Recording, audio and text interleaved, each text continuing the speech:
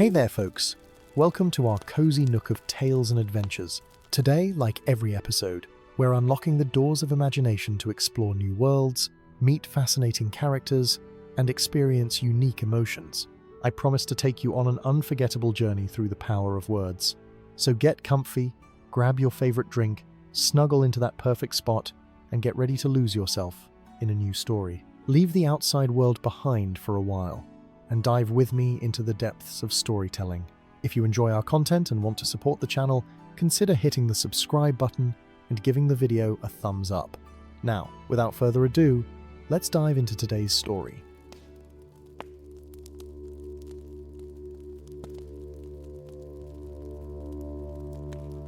In the days when the shadow had not yet fully awakened in Dol Guldur, when the peace of the Third Age still held sway over much of Middle-earth, there came to pass a tale of wizardry and folly that would be remembered in the halls of learning for many generations hence. It was a time when the five Astray still walked openly among the peoples of the West, and their comings and goings were marked with both reverence and curiosity by those who dwelt in the quiet places of the world.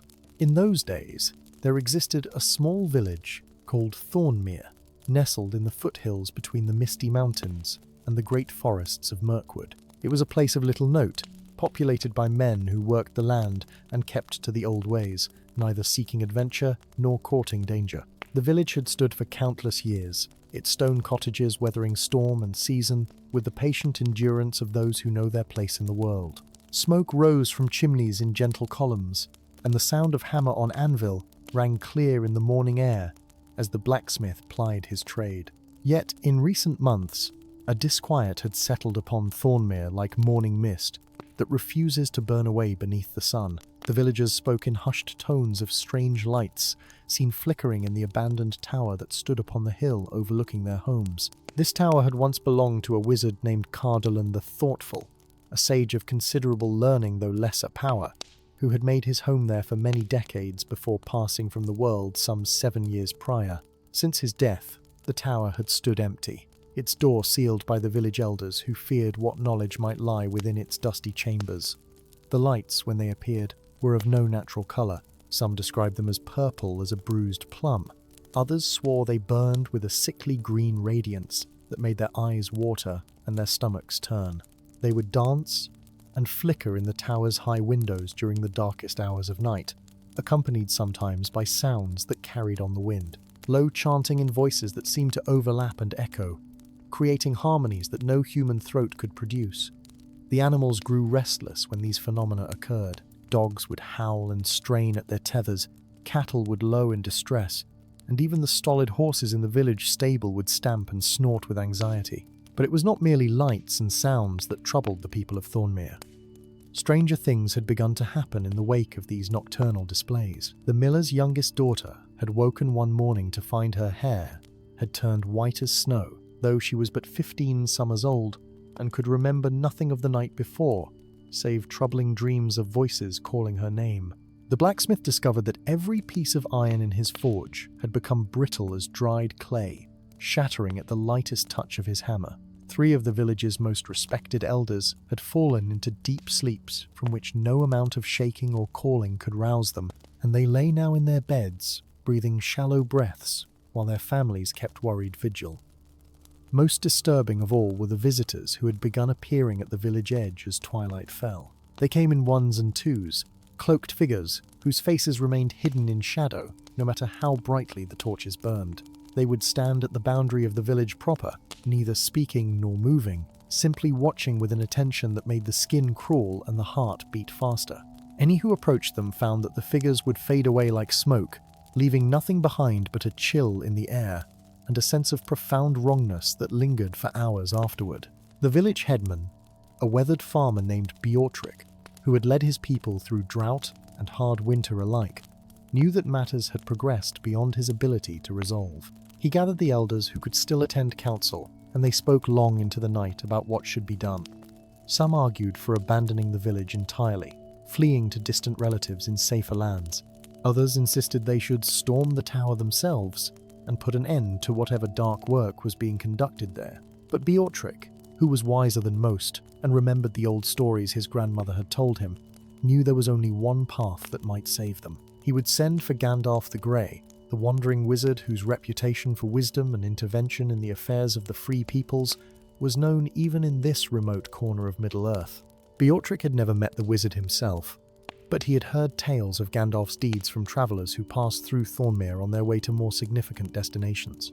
It was said that Gandalf could see through deception and illusion, that his staff could cast light in the deepest darkness, and that his knowledge of ancient lore was exceeded by few in all the world. The question remained of how to reach such a figure. Gandalf was known to wander where he would, appearing and disappearing according to purposes that ordinary folk could not fathom. Yet fortune, or perhaps something greater than fortune, smiled upon Thornmere in their hour of need, for it happened that a merchant passing through the village mentioned he had seen the Grey Wanderer not 3 days' ride to the south, walking the old road that ran along the edge of the great forest with his pointed hat and long staff, marking him as unmistakable even from a distance. Beorhtric wasted no time. He called for his eldest son, a sturdy young man named Aldric, who had inherited his father's level head and steady nerve. The headman explained the urgency of the mission and pressed into Aldric's hands a letter sealed with wax, containing a plea for aid written in the careful script that Beorhtric had learned from the village's former priest. Along with the letter went a small purse of silver, not much by the standards of wealthy men, but representing a considerable portion of Thornmere's modest treasury. It was all they could spare, and perhaps not enough to compel a wizard's attention, but it would at least show the sincerity of their need.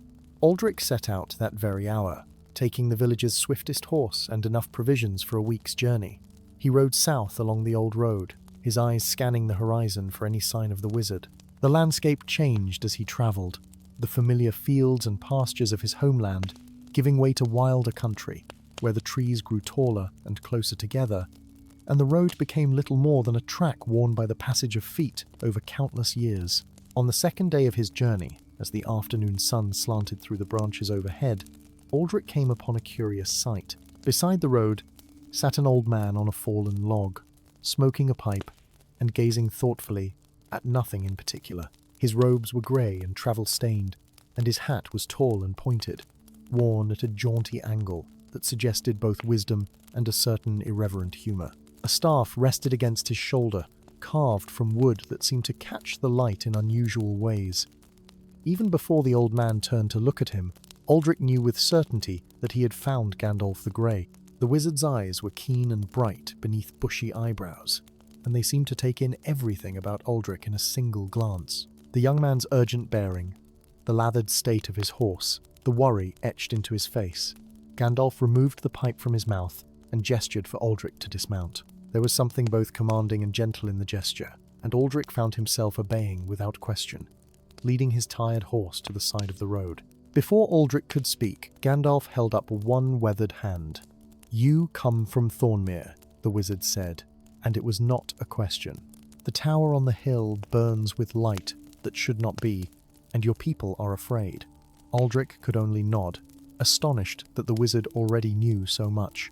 Gandalf drew on his pipe and released a perfect ring of smoke that drifted upward to dissolve among the leaves. "I have felt the disturbance," he continued, his voice taking on a graver tone. "There is a working of power in that place, clumsy and dangerous, like a child playing with fire in a powder magazine." Aldric found his voice at last and offered the letter and the purse of silver. Gandalf waved away both the letter and the coin with a shake of his head. "Keep your silver, young man," he said kindly. "I do not require payment for setting right what has gone wrong, particularly when the wrongness threatens innocent folk who wish only to live their lives in peace. As for the letter, I can see plainly enough what needs to be said. Your father is Beorhtric, is he not? A good man, from what I have heard tell. Tell him I will come." The wizard stood then, taller than Aldric had first thought, and gathered his staff and a pack that had been resting at his feet.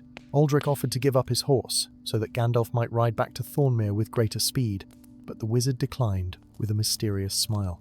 "I travel by my own methods," he said, "and I suspect I shall reach your village before you do, even with your fine horse beneath you. I travel by my own methods. Return home, Aldric, and tell your father to gather the village council. I will arrive by sunset, and we must speak of what has transpired in that tower." True to his word, when Aldrich rode back into Thornmere the following evening, tired and sore from the journey, he found that Gandalf had already arrived. The wizard sat in Beortric's hall, warming himself by the fire and accepting a bowl of stew from the headman's wife with every appearance of gratitude. How he had covered the distance so quickly was a mystery that none dared to question. There were, after all, many tales of the ways of wizards, and it was generally agreed that it was better not to inquire too closely into their methods. The village council assembled as darkness fell, gathering in Beortric's hall with faces grave and anxious. There were 8 of them in all, counting Beortric himself. Farmers and craftsmen, the miller and the blacksmith, people who knew more of ploughs and hammers than of magic and mystery. They sat on rough benches and waited for the wizard to speak, their weathered hands folded in their laps and their eyes fixed upon him with a mixture of hope and apprehension. Gandalf set down his empty bowl and regarded each council member in turn with those penetrating eyes that seemed to see far more than surface appearances. When he spoke, his voice carried easily through the hall despite its gentleness, commanding attention without demanding it. "Tell me," he began, "everything that has occurred since the first strange lights appeared in the tower. Leave nothing out, no matter how small or insignificant it may seem. Often the smallest detail can illuminate the greatest mystery." And so they told him. Beortric spoke first, describing how the lights had begun appearing perhaps 2 months past, always in the deepest part of the night. The blacksmith Wulfric added his account of the iron turning brittle, demonstrating with a piece he had brought along. It crumbled between his strong fingers like old bread, leaving a fine powder that shimmered oddly in the firelight. The miller Osric spoke tearfully of his daughter's transformed hair and her troubled sleep, how she would cry out in the night speaking words in languages no one recognized. Then came the account of the sleeping elders, 3 respected members of the community who had simply failed to wake one morning. They breathed, their hearts beat, but nothing could rouse them from their deep slumber. The village healer, an old woman named Edith, who knew more of herbs and remedies than anyone else in Thornmere, had tried every treatment in her considerable knowledge. She had brewed draughts of mint and valerian, burned sweet herbs to cleanse the air, even resorted to the old songs her grandmother had taught her. Nothing worked. The sleepers remained trapped in whatever dreams held them, their faces peaceful, but their bodies growing thinner with each passing day. Most disturbing were the tales of the Watchers, those cloaked figures who appeared at the village boundary as darkness fell. More people had seen them now, standing silent and still at the edge of the torchlight. Some claimed there were more of them each night, their numbers slowly growing. A farmer named Godric, braver or perhaps more foolish than most, had attempted to approach one with a pitchfork in hand, thinking perhaps to drive it away, or at least discover what manner of creature it might be. But as he drew within 10 paces, the figure had simply dissolved like morning mist, leaving behind only an overwhelming sense of dread that had sent Godric running back to his cottage, where he barred the door and refused to emerge until dawn. Gandalf listened to all of this without interruption, his expression growing more serious with each account. When the council members had finished their tales, he sat in silence for a long moment, drawing on his pipe and sending smoke rings drifting toward the rafters. Finally, he spoke, and his words carried the weight of deep concern. "What you describe is the work of someone attempting magic far beyond their understanding or capability. The Tower of Cardolan contained many books and instruments of arcane knowledge. The old wizard was careful with such things, keeping them locked away and warded. But wards fade when their maker passes from the world, and knowledge left unguarded can be a terrible temptation." He leaned forward, his staff resting across his knees. "Someone has entered that tower and begun to meddle with forces they cannot control. The lights you see are the visible manifestation of power being channeled incorrectly, like water bursting through a cracked dam. The effects upon your village, the brittleness of iron, the sleep that will not break, the whitening of the young girl's hair, these are symptoms of raw magical energy being released without proper form or purpose. It seeps out into the world and affects whatever it touches in unpredictable ways." "But the Watchers," Beortric said quietly, leaning forward. "What are they?" Gandalf's expression grew darker still. "Those are more troubling," he replied. "They are shadows, echoes of things that might be or things that were. When someone dabbles in magic without understanding, they can inadvertently create rifts, thin places where the boundaries between what is and what could be grow permeable. and I will. But first I must know who has taken up residence in that tower. Have any strangers come to Thornmere in recent months? Anyone who showed unusual interest in Cardolan's old dwelling? The council members thought carefully, but no one could recall any strangers beyond the usual travellers who passed through on their way to elsewhere. Then the miller Osric spoke up hesitantly. There was young Brennan, he said, the cooper's apprentice. He left the village about 3 months ago, said he wanted to seek his fortune in the wider world. His master was quite put out about it, trained the boy for 5 years only to have him vanish without so much as a farewell. Gandalf's eyes sharpened with sudden interest. Tell me of this Brennan, he said, leaning forward. What manner of young man was he? The council members looked at one another, each seeming reluctant to speak ill of someone they had known since childhood. Finally, Beorhtric spoke, choosing his words with care. Brennan was always a bright lad, perhaps too bright for his own good. He could read and write, which was rare enough in Thornmere, and he had a hunger for knowledge that his position as a cooper's apprentice could never satisfy. He was forever asking questions, wanting to know the why of things, rather than simply accepting the how. The blacksmith Wulfric added his own observations. The boy was restless, always had been, never seemed content with the honest trade his master was teaching him. I remember seeing him sometimes, standing at the base of that tower hill and staring up at it with such longing in his eyes, like he thought all the answers to life's mysteries were locked away up there. I told him once that some knowledge is better left alone, that a man should be content with his lot. He just looked at me with those intense eyes of his and said that contentment was for those who lacked imagination. Edith the healer spoke then, her voice carrying the weight of someone who had observed much in her long life. The boy came to me several times in the months before he disappeared, asking about herbs and their properties. He wanted to know which plants could induce sleep, which could sharpen the mind, which could open the inner eye to visions.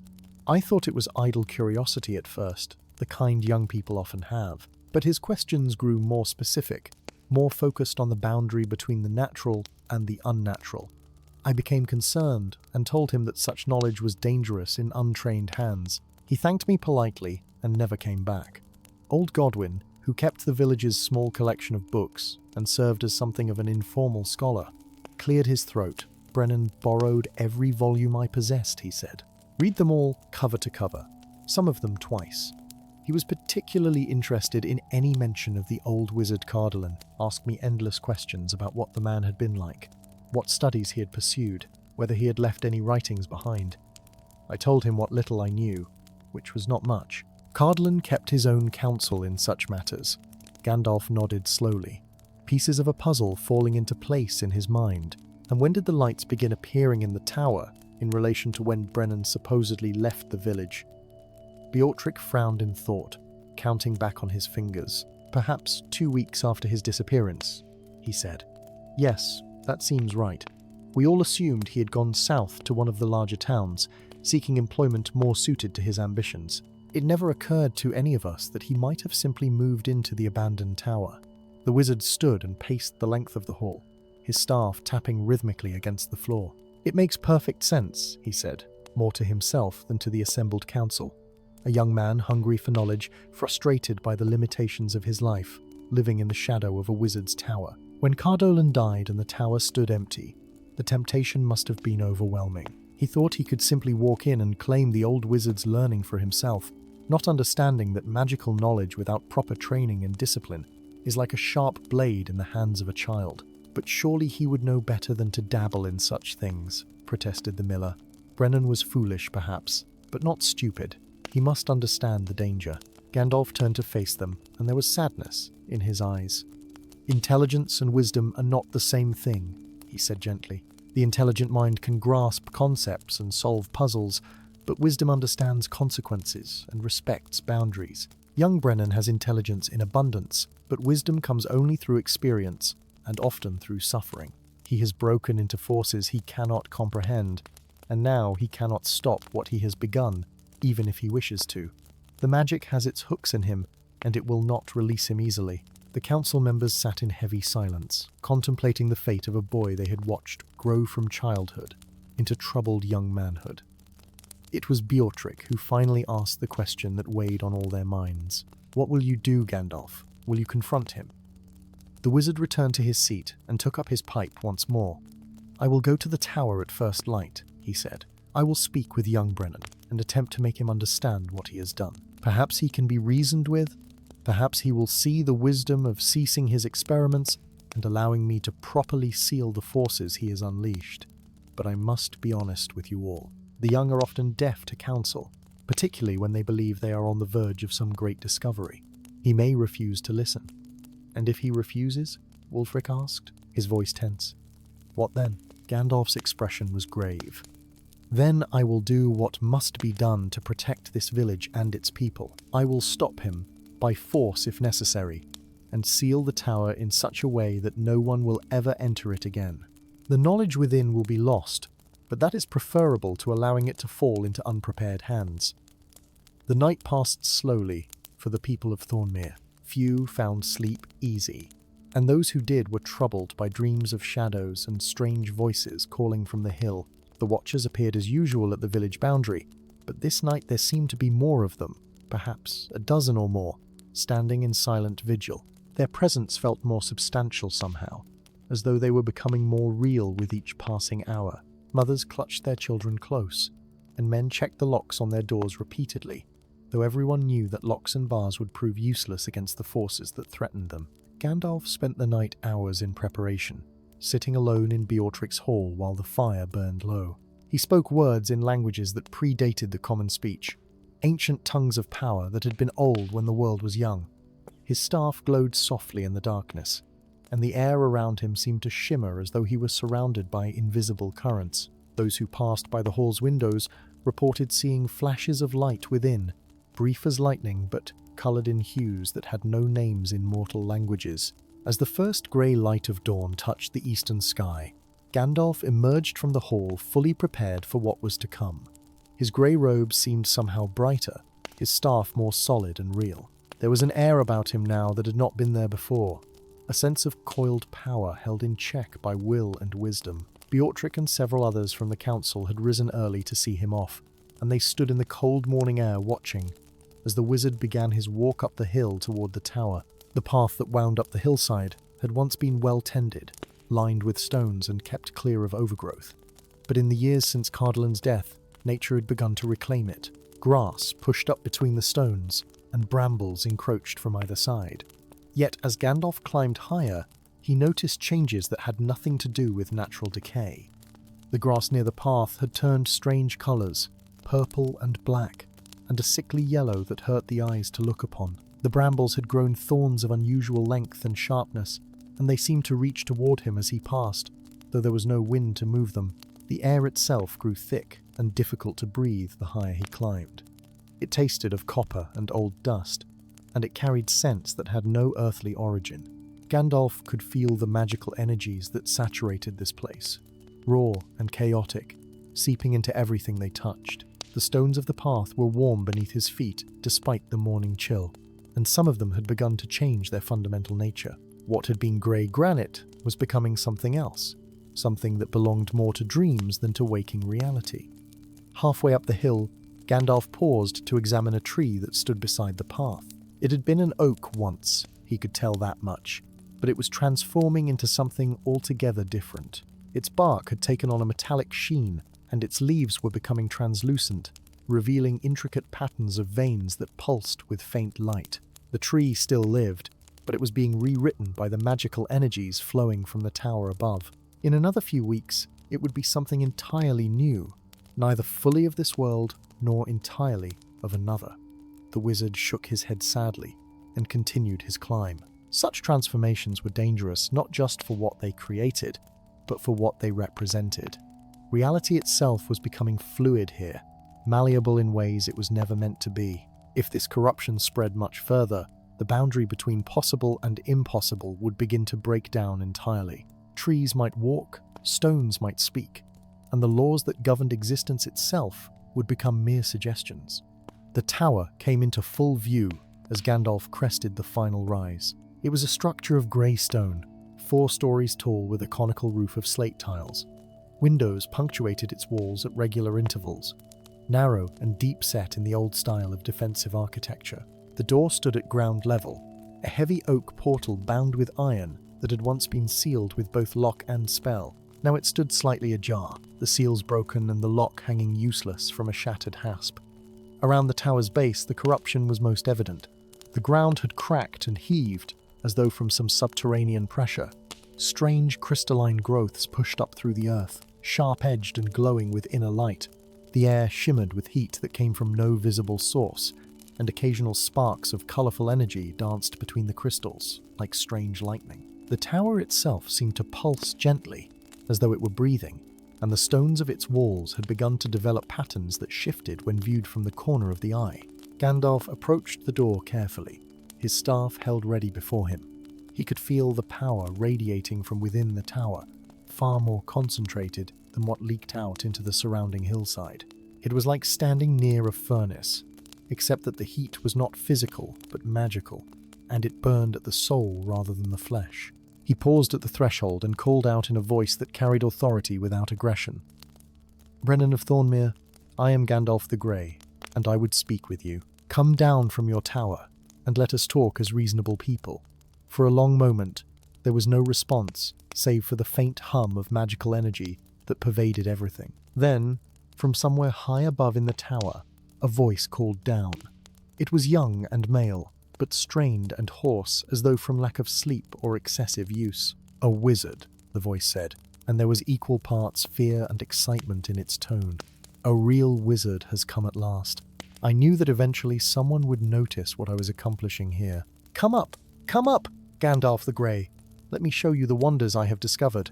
Gandalf stepped across the threshold and into the tower's ground floor. The interior was dim despite the morning light outside, for the windows were small and the air itself seemed reluctant to carry illumination. The room had once been a workshop of sorts, lined with shelves and tables where Cardolan had pursued his studies. Now those shelves lay in disarray, books scattered across the floor with their pages torn and crumpled. The tables were covered with strange apparatus, glass vessels and copper coils, chalk circles drawn on every available surface. Some of the circles glowed faintly with residual power, while others had burned themselves into the wood of the tables as though branded by hot iron. A stairway of stone spiraled upward along the tower's inner wall, and Gandalf began to climb. Each step took him deeper into the heart of the magical disturbance, and he could feel the layers of botched spellwork like invisible cobwebs brushing against his senses. Brennan had been busy indeed, attempting enchantments far beyond his comprehension. It was a miracle the entire tower had not exploded or folded in upon itself, dragging a portion of the hillside down with it.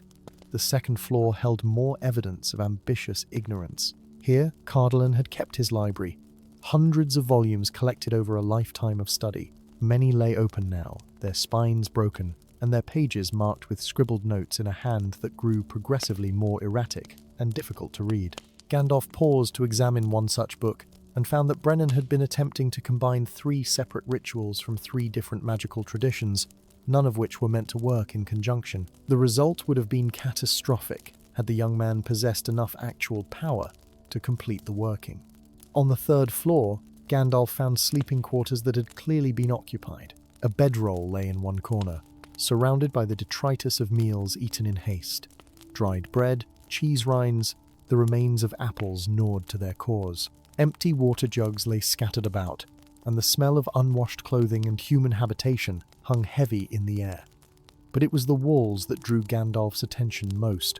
They were covered in writing, words and symbols scratched into the stone with some sharp implement until Brennan's fingers must have bled from the effort. The writing spiraled outward from a central point, growing larger and less coherent the further it spread. Much of it was nonsense, the fevered scrawlings of a mind pushed beyond its limits. But here and there, Gandalf could make out phrases that suggested Brennan was attempting something specific. References to bridging worlds, to seeing beyond the veil, to achieving a state of consciousness that would allow him to perceive the fundamental structure of reality itself. It was the old dream of impatient students throughout the ages. The desire to grasp ultimate knowledge without enduring the years of discipline and preparation that such understanding required. The 4th and final floor was where Brennan himself waited. Gandalf emerged from the stairway into a circular chamber that occupied the entire top of the tower. Windows looked out in all directions. though their glass had been painted over with symbols in what appeared to be blood. The floor was a maze of overlapping chalk circles and runes, many of them glowing with active power. In the center of this arcane confusion stood a young man who barely resembled the cooper's apprentice the villagers had described. Brennan had been tall and well-built once, strong from years of manual labor. Now he was gaunt almost to the point of starvation, his clothes hanging loose on a frame that had lost perhaps a third of its weight. His hair, which had been dark brown, was now shot through with white and grey. His skin had taken on an unhealthy pallor, and his eyes were wild and red-rimmed from exhaustion. He held a book in one hand and a wand of black wood in the other, the latter crackling with barely controlled energy. Yet, despite his wretched appearance, Brennan's face lit up with joy at the sight of Gandalf. Finally he breathed, "Someone who can understand. Someone who knows what it means to touch the deeper truths. Tell me, wizard, have you ever felt the raw fabric of magic flowing through you? Have you experienced that moment when you realize that reality is not fixed but fluid, that with the right words and the right will, anything is possible?" Gandalf stood at the edge of the runic circles, careful not to step within their boundaries. "I have walked the paths of power for more years than you have been alive, young Brennan," he said quietly. "And in all those years, I have learned that true wisdom lies not in grasping at power, but in understanding when to refrain from its use. You have opened doors that should have remained closed, and now forces beyond your control are seeping into the world through the cracks you have made." Brennan's expression shifted from joy to frustration in an instant. "You sound just like them," he said bitterly, gesturing wildly with the wand. "Just like the narrow-minded fools in the village below who told me to be content making barrels for the rest of my life. They could not see beyond their small concerns, their petty routines. But I knew there was more to existence than that. I knew that if I could just learn, just understand, I could transcend the limitations of my birth and become something greater." The young man began to pace within his circles, his movements jerky and agitated. "Do you know what it is like, wizard, to feel the weight of unrealized potential pressing down upon you every day? To know that you are capable of so much more than the world allows?" I read everything old Godwin had in his collection. I memorized every scrap of lore I could find. And still, it was not enough. The knowledge I needed was locked away in this tower, gathering dust while I wasted my youth learning to shape staves and bind hoops. Gandalf listened patiently, his eyes taking in the details of Brennan's condition. The young man was not merely exhausted, he was consumed. The magic had its hooks in him deep, as Gandalf had feared. It fed on his ambition and his frustration, whispering promises of power and understanding, while slowly burning away everything that made him human. Knowledge gained through proper study and discipline enriched the soul. Knowledge stolen and misused devoured it. "And so you broke into this tower when Cardolan died," Gandalf said. "You thought you could simply take up where he left off, as though decades of training and experience meant nothing. Tell me, Brennan, can a man who has never wielded a sword hope to best a master warrior simply by picking up the master's blade?" "It is not the same thing," Brennan protested, though his voice lacked conviction. "Magic is different. Magic is a matter of will and understanding, not mere physical skill. The books explain everything if you are clever enough to read them properly. And I am clever, wizard. Cleverer than anyone in this backwoods village ever gave me credit for." "Cleverness is not wisdom," Gandalf replied, his voice taking on a harder edge. "And understanding written words is not the same as comprehending their deeper meaning. Look at yourself, boy. Look at what your cleverness has wrought. You are wasting away, your body consuming itself to fuel the magic you cannot properly control. The energies you have unleashed are corrupting everything around you, twisting reality into shapes that were never meant to be. The villagers below suffer because of your actions. 3 people lie in deathless sleep. A young girl's hair has turned white from exposure to forces you have carelessly released. Iron crumbles to dust, and shadows gather at the boundaries of the living world." For a moment, something like shame flickered across Brennan's face. He looked down at his own emaciated hands, at the wand that trembled in his grip. But then his expression hardened once more, and he shook his head violently. "Temporary setbacks," he said. "Growing pains as I learn to master these forces. Yes, there have been some unfortunate side effects, but that is the nature of pioneering work. Those who push the boundaries of knowledge cannot always control every consequence. Surely you understand that, Gandalf the Grey. Surely you have made mistakes in your own long years of study. I have made many mistakes, Gandalf admitted, and each one taught me the importance of caution and humility. But I was trained by teachers who understood the dangers, who could guide me away from the worst perils. You have no such guidance, Brennan. You are walking blindfolded along the edge of an abyss, and you do not even realize how close you are to falling.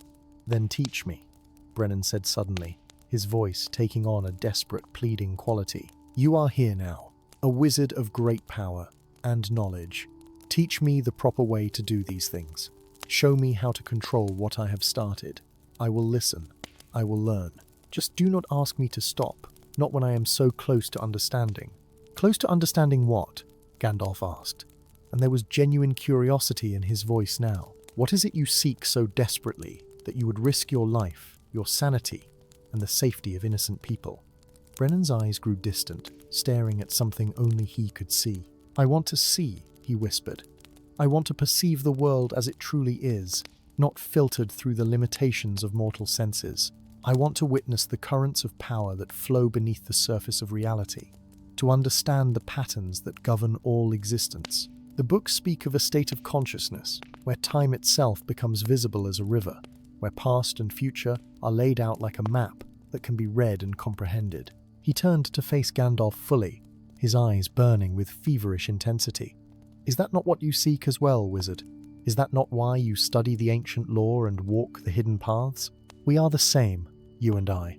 We are not content with the surface of things. We must dig deeper, no matter the cost.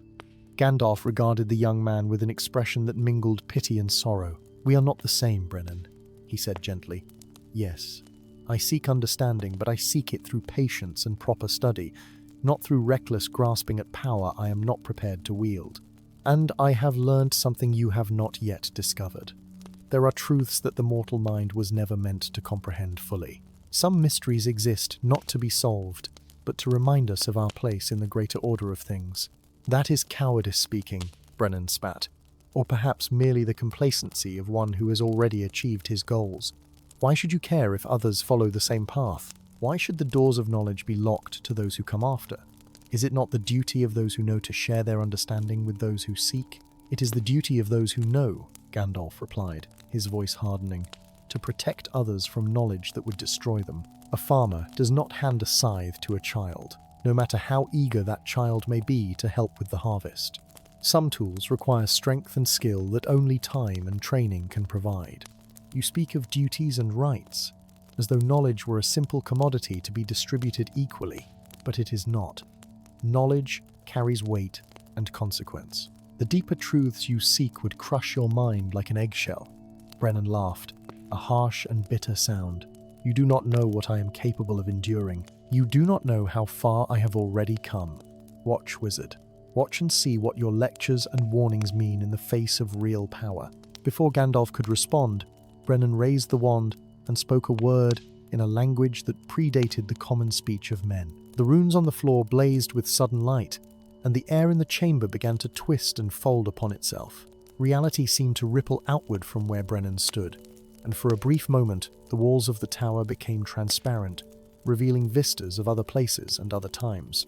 Gandalf saw forests that had burned 1,000 years ago, cities that would not be built for centuries to come, and stranger things still that belonged to no proper time or place. The power surging through the chamber was immense, far greater than anything Brennan should have been able to channel. Gandalf realized with growing alarm that the young man had not merely been experimenting with Cardolan's magic. He had been drawing power from somewhere else, tapping into sources that no mortal should touch. The Watchers that had been gathering at the village boundary, they were not just side effects of magical corruption. They were entities from beyond the normal world, drawn by Brennan's workings and feeding him power in return for access to this realm. Stop this at once, Gandalf commanded, his voice carrying the full weight of his authority. You are opening a doorway that cannot easily be closed. Those beings you have called are not your allies, Brennan. They are using you as a bridge between their world and ours.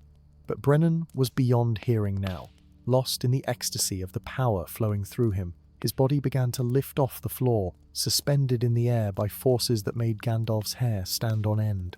The young man's form flickered and blurred, as though he were existing in multiple places simultaneously. His voice, when he spoke again, had taken on harmonics that no single human throat could produce.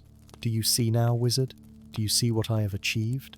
I am becoming something more than human, something that can exist in all times and all places at once." Gandalf knew he had run out of time for gentle persuasion. He raised his staff and struck its base against the stone floor with a crack that echoed like thunder.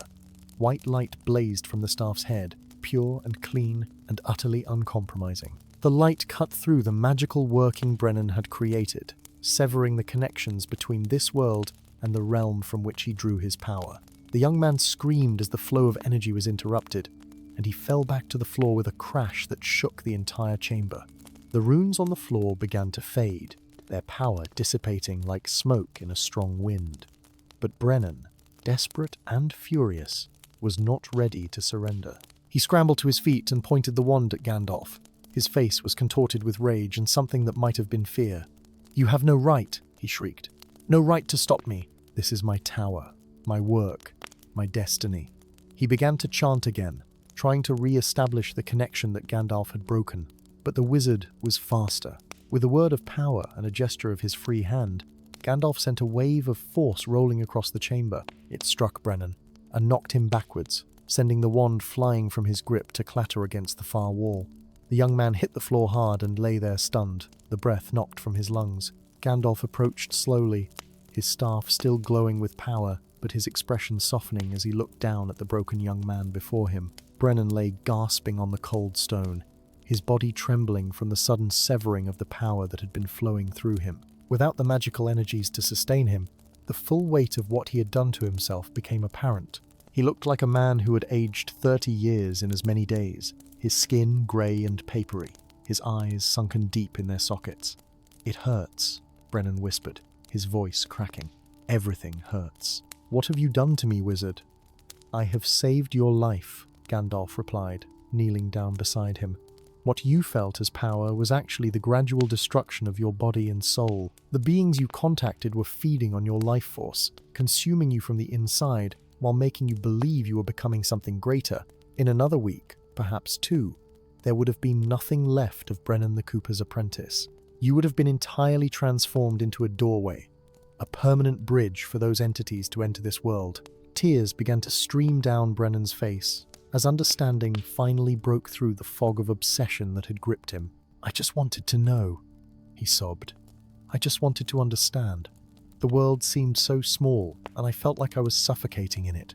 When I found the tower unsealed, when I saw all those books and instruments, it felt like a gift from fate itself. How could I not pursue what was offered?" Gandalf sat down beside him, setting his staff across his knees.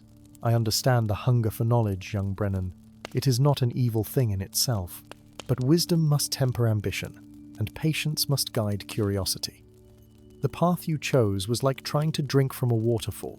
You were drowning in what you sought to consume." He paused, looking around at the ruined chamber with its fading runes and scattered books.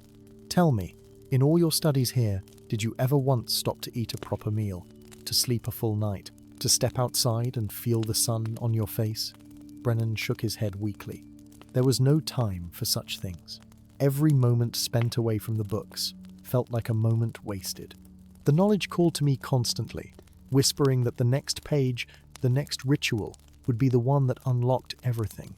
I could not rest, could not stop. Even when my body screamed for food and sleep, the need to continue burned brighter. "That was not your own need speaking," Gandalf said gently. "That was the hunger of the beings you had contacted, using your ambition as a hook to pull themselves closer to this world.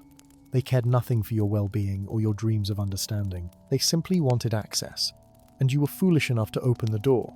The young man curled in on himself, his body racked with sobs. "What will happen to me now?" he asked between gasps. "Will you turn me over to the village for punishment? Will they hang me for what I have done?" Gandalf helped Brennan sit up, supporting him with surprising gentleness.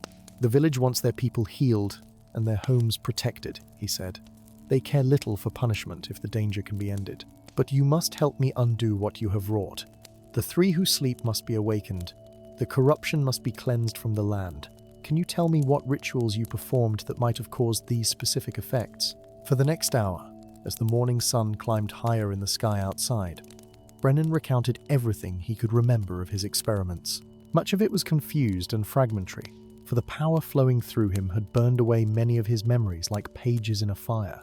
But gradually Gandalf pieced together an understanding of what had been done. The sleeping villagers had been caught in a dream net Brennan had inadvertently created while trying to extend his consciousness beyond his body. The brittleness of iron was a side effect of a transmutation spell gone awry. The girl's whitened hair had absorbed magical energies meant for an entirely different purpose. Each effect could be reversed, but it would require careful work and proper technique. Gandalf spent the rest of the morning moving through the tower, dismantling the magical workings with precision and care. He spoke words that caused the glowing runes to fade and vanish. He gathered up Cardolin's books and instruments, separating those that were safe from those that required special handling. The dangerous texts he wrapped in cloth that had been blessed with protective enchantments, ensuring they could do no more harm. Brennan watched from where he sat against the wall, too weak to do more than observe. As the wizard worked, cleansing the tower room by room, the young man could feel the oppressive weight that had pressed down on him for weeks finally beginning to lift. The whispers that had filled his mind grew fainter, and then fell silent entirely. For the first time since he had broken into the tower, his thoughts felt like his own again. By midday, Gandalf had finished his work on the upper floors, and helped Brennan down the stairs to the ground level. The young man could barely walk, leaning heavily on the wizard's support. Outside the tower, the corrupted landscape was already beginning to heal. The strange colours fading from the grass, the metallic sheen leaving the tree bark. It would take time for the land to fully recover, but the worst of the damage had been averted. They descended the hill slowly, Brennan stumbling with exhaustion, and Gandalf supporting him with patient strength. The villagers who had been watching from below came rushing up to meet them, Beortric and the council members in the lead. They stopped short when they saw Brennan's condition, barely recognizing the gaunt figure as the young man who had left them months before. Murmurs of shock and pity rippled through the gathered crowd. "Take him to his family," Gandalf instructed. "He needs food, rest, and healing of both body and spirit. He has been used badly by forces he did not understand, and he has paid a terrible price for his ambition. But he lives, and with time and care, he will recover." As several villagers helped carry Brennan away toward his parents' cottage, Gandalf turned to address Beortric and the council. "The immediate danger has passed," he said. "The tower is cleansed, and the magical workings have been dismantled. But there remains the matter of those who still suffer from the effects of what was done. I will need certain herbs and materials to prepare the remedies. Edith the healer will know what I require." The old healer stepped forward eagerly, and Gandalf spent several minutes describing what he needed. Lavender and sage for cleansing, rosemary for remembrance, elder flowers for awakening, specific combinations prepared in specific ways, blending the natural properties of herbs with the subtle application of healing magic. Edith listened intently, nodding her understanding, and hurried off to gather what was needed from her stores and from the gardens of the village. By late afternoon, Gandalf had prepared 3 different remedies. The first was a tea made from the herbs he had requested, steeped in water drawn from the purest spring and blessed with words of awakening. This he took to the homes where the 3 sleeping villagers lay. One by one, he lifted their heads and let drops of the liquid touch their lips.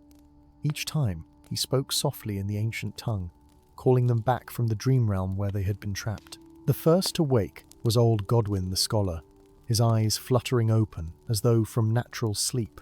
He looked around in confusion, unable to understand why so many people stood gathered around his bed.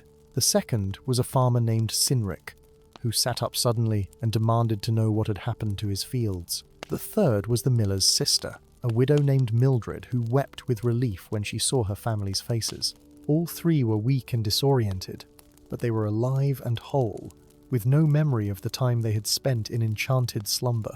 For the miller's daughter, whose hair had turned white, Gandalf prepared a different remedy. This one was a salve made from certain flowers that bloomed only in moonlight, mixed with oils and crushed gems that held the color of youth. He applied it to the girl's scalp while speaking words of restoration. The transformation was not immediate, but over the following days, her hair would gradually return to its natural brown. starting from the roots and spreading outward like spring growth. The brittleness of the iron proved more challenging. Gandalf could not simply reverse what had been done, for the fundamental nature of the metal had been altered. Instead, he taught Wulfric the blacksmith a new technique, a way of reworking the damaged iron by heating it with certain herbs mixed into the forge fire. The process was time-consuming and required perfect timing, but it would allow the blacksmith to salvage most of his ruined tools and stock. As for the watchers that had gathered at the village boundary, they began to fade as soon as the magical workings in the tower were dismantled. By nightfall, they had vanished entirely, retreating back through the doorways that Brennan had inadvertently opened. Those doorways themselves would close gradually over time, sealing shut, as the natural order reasserted itself. When all the immediate work was done, Gandalf called another council meeting to discuss what should be done about the tower. Some argued that it should be torn down stone by stone, lest anyone else be tempted to use it for dangerous purposes. Others suggested burning everything inside and sealing it permanently. But Gandalf shook his head at both suggestions. Knowledge itself is not evil, he said. It is the misuse of knowledge that brings harm. Cardolan's tower and his library represent decades of careful study and accumulated wisdom. To destroy them would be a crime against learning itself. Instead, the tower should be properly sealed and warded, and a guardian should be appointed to watch over it. Someone who understands the value of what lies within, but also respects the dangers. He looked around the assembled council members with a slight smile. I believe I know someone who might be suited to this task. Someone who has learned hard lessons about the difference between ambition and wisdom. It took some time for the council to understand his meaning. When they did, there was considerable debate. Could Brennan truly be trusted after what he had done? Had he learned his lesson, or would he simply return to his reckless ways once he recovered? But Gandalf was persuasive, and gradually, the council came to see the wisdom in his suggestion. Brennan would spend the rest of his life as the guardian of Cardolan's tower, living in the village below but maintaining watch over the knowledge locked within those stone walls. He would be given access to some of the safer texts, allowed to continue his studies under careful limits. But he would also serve as a living reminder to future generations about the dangers of seeking power without wisdom, of grasping at knowledge before one is prepared to bear its weight. In the weeks that followed, as Thornmere slowly returned to normal, Brennan began his recovery. His body gradually regained strength through rest and proper food. His hair remained grey and white, a permanent mark of what he had endured, making him look decades older than his actual years. But his eyes, which had been so wild and fevered, grew clear and calm once more. He spoke little of his experiences in the tower, but those who knew him said he had changed profoundly, that the desperate hunger for knowledge had been replaced by something closer to reverence and caution. And so the tale ends, as such tales often do in Middle-earth, with wisdom purchased at great cost and lessons learned through suffering. The village of Thornmere prospered in the years that followed, and travellers who passed through would sometimes remark upon the old stone tower on the hill, and the young old man who watched over it with such careful devotion. As for Gandalf the Grey, he departed when his work was done, walking the roads of Middle-earth, as was his custom, appearing where he was needed and vanishing when his purpose was fulfilled. But the people of Thornmere never forgot him, and his name was honoured in their tales for generations to come. They would speak of the wizard who had saved their village from darkness, who had shown mercy to the foolish and wisdom to the proud, and who had reminded them all that knowledge without wisdom is a weapon that cuts the hand that wields it. And in quiet moments, when the wind blew soft across the hills and the stars shone bright above, some claimed they could still hear Gandalf's voice echoing faintly from the old tower, speaking words in the ancient tongue that blessed the land and kept watch against the shadows that would ever seek to return.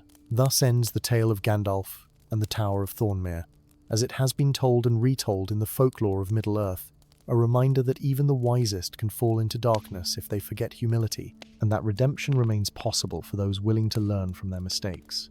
Story 2, Story 3, Story 4, Story 5, Story 6.